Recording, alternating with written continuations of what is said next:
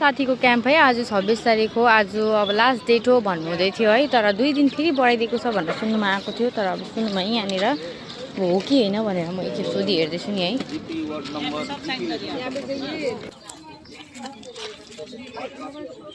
क्याम्पको date बढेको छ 26 तारिकदेखि अझै 26 तारिक आज लास्ट डेट हो।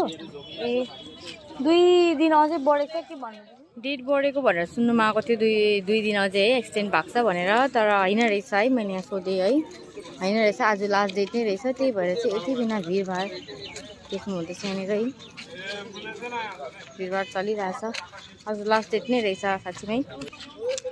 अहिले 3 बज्दैछ, जसले भर्नु भएको छैन है अहिले पनि आएर 2 घन्टा टाइम छ, 5 बजीसम्म बस्ने छ। आएर भरिहाल्दा पनि हुन्छ है जसले भर्नु भएको छैन। यति नै आजको है, यति नै रहेछ। क्याम्प पनि सकिन आँट्यो, मान्छे पनि अब सन्नाटा हुँदै गइसक्यो, सक्यो अब क्याम्प पनि। अब जसले भर्नु भएको छैन है अनलाइन अब चल्ने छ होला प्रोसेस जस्तो लाग्दैछ। अबदेखि अनलाइन चाहिँ हुन्छ होला, तर जति सक्दो अफलाइनै टाइममै बुझाएको चाहिँ बेटर हुन्थ्यो। किनभने पहिला जति पनि लक्ष्मी भण्डार भर्नेहरू हुनुहुन्थ्यो, फर्स्टमा जतिले भर्नुभयो भट्टाभट्टी अहिलेसम्म पाउनुहुन्छ। जसले अब बिचमा है एप्लिकेसनहरू गर्नुभएको थियो 1 वर्ष 1.5 वर्षसम्म होल्ड भएर अहिले भर्खर एप्रुभल हुँदैछ है। त्योभन्दा त्यही भएर चाहिँ स्टार्टिङमा जब पनि स्किम कुनै पनि स्टार्ट हुन्छ त्यति बेला स्टार्टिङमै भर्नु भएको छ भने चाहिँ सबभन्दा बेटर हुन्छ, मलाई चाहिँ त्यस्तो लाग्छ है।